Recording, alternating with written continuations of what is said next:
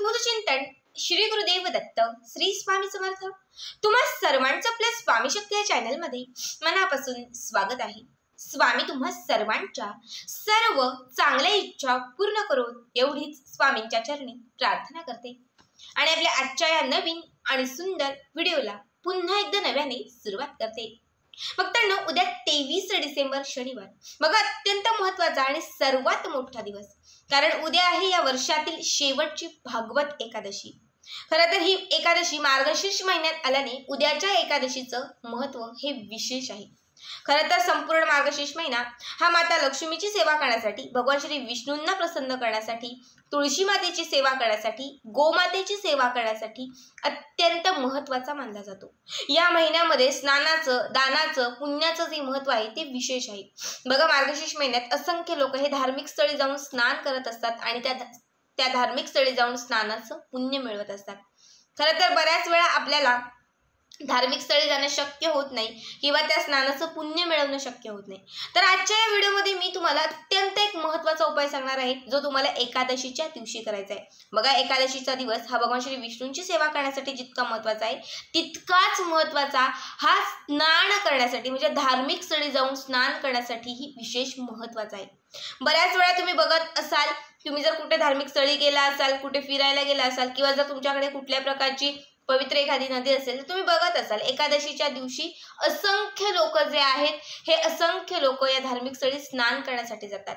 कारण एकादशीचं जे महत्त्व आहे ते स्नानासाठी, दानासाठी, व्रतासाठी, वैकल्यासाठी अत्यंत महत्त्वाचं आहे। ठीक आहे, आता उद्या एकादशी आहे, आता प्रत्येकाला धार्मिक स्थळी जाऊन स्नान करणं शक्य असतं असं नाही, मात्र घरच्या घरी देखील तुम्ही या काही वस्तू स्नानाच्या म्हणजे अंघोळीच्या पाण्यामध्ये घालून जर या पद्धतीने स्नान केलं तर धार्मिक स्थळी जाऊन जे स्नानाचं पुण्य तुम्हाला लाभणार आहे तेच पुण्य तुम्हाला तुमच्या घरी देखील लाभेल।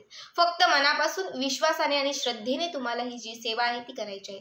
खरं तर बघा कुठलीही पूजा असेल, कुठलंही कार्य असेल, कुठलीही शुभ गोष्ट असेल, ती करण्या अगोदर आपल्याला आपले शरीर शुद्ध करणं हे खूप महत्त्वाचं आहे। बाधित होऊन कुठली सेवा कराल तर ती सेवा फळ देणार नाही, मी तुम्हाला हे प्रत्येक व्हिडिओत सांगत असते। त्यामुळे जेव्हाही तुम्ही कुठल्या सेवा करणार असाल तर त्या सेवांच्या अगोदर आपल्याला स्वच्छ हातपाय किंवा स्वच्छ स्नान करून स्वच्छ कपडे परिधान करणं हे अत्यंत महत्त्वाचं आहे। आणि उद्याच्या दिवशी आपल्याला असंख्य सेवा करायच्यात, उपाय करायचे, बऱ्याच गोष्टी करायच्यात। मग त्या सर्व गोष्टी करण्या अगोदर स्वच्छ स्नान असणं हे अत्यंत आवश्यक आहे। आपल्यावरती, आपल्या घरामध्ये असलेली किंवा आपल्या आयुष्यामध्ये असलेली जी नकारात्मकता आहे, बाधा आहे, इडापिडा आहे, कुठलाही ग्रहदोष असेल तर तो संपणं महत्त्वाचं आहे। या स्नानाने तुमच्या आयुष्यातील नकारात्मकता संपेल, कुठल्या प्रकारची इडापिडा असेल, बाधा असेल तर त्या सगळ्याच गोष्टींचा नाश होईल। बघा उद्या आपल्याला सकाळी लवकर उठायचंय, उद्या एकादशी आहे त्यामुळे उद्या आपल्याला लवकर उठायचंच आहे। अगदी 5:30 ते 6च्या आतमध्ये उठण्याचा प्रयत्न करा। जेव्हा तुम्ही उठाल तेव्हा दोनही हात एकमेकांच्या हातावरती घासायचे आहेत आणि त्यानंतर ही संपूर्ण ऊर्जा शरीरामध्ये तुम्हाला पसरवायची आहे। तुमचे जे गुरु आहेत त्यांचं स्मरण करायचं आहे। 2 मिनिटं तुम्हाला ब्रह्मांडाशी बोलत तुमची इच्छा व्यक्त करायची आहे। ओम नमो भगवते वासुदेवाय नमः या मंत्राचा जप करायचा आहे। त्यानंतर भूमी मातेला म्हणजे जमिनीला स्पर्श करून नमस्कार करून त्यानंतर उजवा पाय जमिनीवरती ठेवायचा आहे आणि त्यानंतर तुम्हाला स्नानासाठी बाथरूममध्ये जायचं आहे। जेव्हा अंघोळीसाठी तुम्ही बाथरूममध्ये जाल तर त्यावेळेस जे अंघोळीचं पाणी आहे त्यामध्ये या काही विशेष गोष्टी तुम्हाला टाकायच्या आहेत, ज्या गोष्टी टाकल्याने तुमचं स्नान हे पवित्र होईल। बघा सगळ्यात पहिली गोष्ट आहे ती म्हणजे तुळशीची सुकलेली काडी। खरं तर एकादशीच्या दिवशी आपण तुळशीला स्पर्श करत नाही किंवा तुळशीचं पान वगैरे तोडत नाही, पण जर सुकलेली एखादी काडी तुमच्या तुळशीला असेल किंवा सुकलेली तुळस असेल तर त्याची एक छोटीशी काडी तुम्हाला तोडायची आहे किंवा काढायची आहे आणि ती काडी अंघोळीच्या या पाण्यामध्ये घालायची आहे। चिमूटभर हळद घालायची आहे। हळद ही भगवान श्री विष्णूंना आणि माता लक्ष्मीला अत्यंत प्रिय असणारी गोष्ट आहे आणि उद्याचा दिवस हा भगवान श्री विष्णूंसाठी समर्पित आहे, त्यामुळे थोडीशी हळद घालायची आहे। बघा हळदीचे उपाय केल्याने माता लक्ष्मी आकर्षित होते, भगवान श्री विष्णूंचा आशीर्वाद प्राप्त होतो, आयुष्यातील नकारात्मकता संपते, कुठलीही बाधा असेल तर ती बाधा क्षणात नष्ट होते, कोणाची नजर लागलेली असेल तर तो नजर दोष दूर होतो आणि त्याचबरोबर स्किनचे कुठले आजार असतील, रोग असतील, इन्फेक्शन असेल किंवा कुठल्याही प्रकारची ॲलर्जी असेल तर ती देखील हळदीने संपून जाते। ठीक आहे, चिमूटभर हळद घालायची आहे.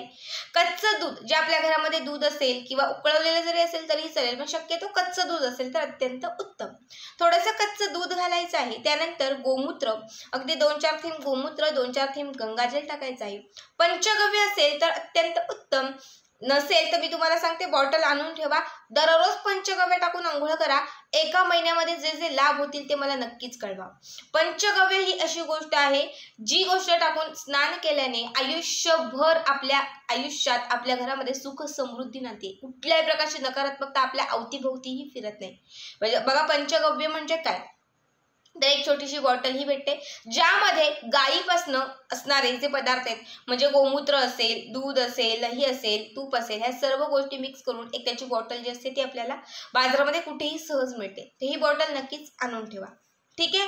यानंतर तुम्हाला त्यामध्ये थोडीशी तुळशीची माती घालायची आहे. तुळस माता जिथे तुम्ही लावलेली आहे त्याच्या अवतीभोवती असलेली जी माती आहे ती किंचित माती काढायची आहे आणि ती तुम्हाला त्या अंघोळीच्या पाण्यात घालायची आहे.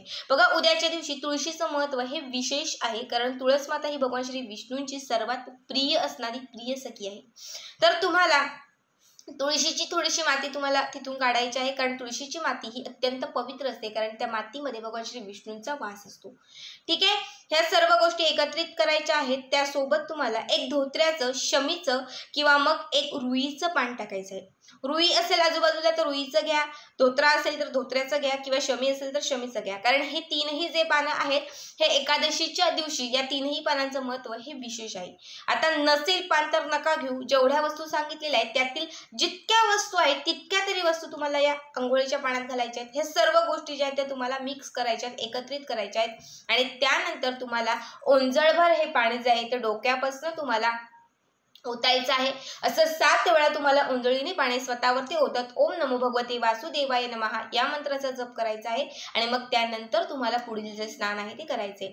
बघा, तुम्ही जर कुठे गेला असाल फिरण्यासाठी किंवा कधी नदीकाठी गेला असेल स्नान करण्यासाठी, कधी कुठल्या धार्मिक स्थळी गेला असाल स्नान करण्यासाठी, तर तुम्ही तिथे बघत असाल जेव्हाही ज्या लोकांना या गोष्टी माहिती आहेत, ज्या लोकांना याचा अनुभव आहे, ते लोक बघा आपण गेल्यानंतर काय करतो, मग घेतो, मस्त पाणी घेतो, असंच पाणी घेतो, खांद्यावर घेतो, डोक्यांवर घेतो, पायांवर घेतो, पण कधीही पवित्र स्नान करत असताना ओंजळीत पाणी घेऊन ते शरीरावरती पसरवायचं असतं. किंवा मग जर मगाने घेत असाल तर मग ते सगळ्यात आधी उजव्या खांद्यावर घेऊन मग शरीरभर पसरवायचं असतं. या स्नानाचं महत्त्व हे विशेष आहे. ठीक आहे. अशा पद्धतीने स्नान करायचंय. स्वच्छ कपडे परिधान करायचे आहेत. त्यानंतर देवघरामध्ये जायचंय, दिवा प्रज्वलित करायचा आहे. देवघरामध्ये भगवान श्री विष्णूंची मूर्ती फोटो असेल, बाळकृष्णांचा फोटो असेल, विठ्ठलाचा फोटो असेल, रामाचा फोटो असेल तर त्या फोटोला तुम्हाला हळदी कुंकू अर्पण करायचं आहे, त्यांची विधियुक्त पूजा करायची आहे. हे सर्व जे आहेत हे सर्व भगवान श्री विष्णूंचाच अवतार आहेत. जीही फोटो, जीही प्रतिमा असेल त्या सगळ्यांचं उद्या तुम्हाला पूजन करायचं आहे. मनोभावे तुम्हाला भगवान श्री विष्णूंचं स्मरण करायचं आहे. विष्णू सहस्रनाम किंवा विष्णू सहस्रनाम नामावली तुम्हाला म्हणायची आहे. व्यंकटेश स्तोत्र तुम्ही म्हणू शकता. जितक्या शक्य जास्त होतील तितक्या जास्त तुम्हाला उद्याच्या दिवशी भगवान श्री विष्णूंच्या सेवा करायच्या आहेत. वर्षातील शेवटची एकादशी आहे आणि मार्गशीर्षातील महत्वाची एकादशी आहे. उद्याची संधी कुणीच सोडू नका. बघा, उद्या या पद्धतीने स्नान केल्याने तुम्हाला त्याचा असंख्य पटीने लाभ होईल. नकारात्मकता, दारिद्र्य यांचा नाश होईल. प्रत्येक कामात बरकत येईल. शरीर पवित्र होईल. कुठलेही आजार, बाधा, इडापिडा, दोष असतील तर ते नष्ट होतील आणि तुमची प्रगती होत जाईल. प्रत्येक गोष्टीत तुम्हाला यशाची प्राप्ती होईल. अत्यंत साधा सोपा उपाय आहे. प्रत्येकाला सांगेन आवर्जून करा. आजचा हा व्हिडिओ कसा वाटला कमेंट करा आणि पुढचे व्हिडिओ पाहण्यासाठी चॅनलला सबस्क्राईब करा. श्री स्वामी समर्थ. जय जय स्वामी समर्थ.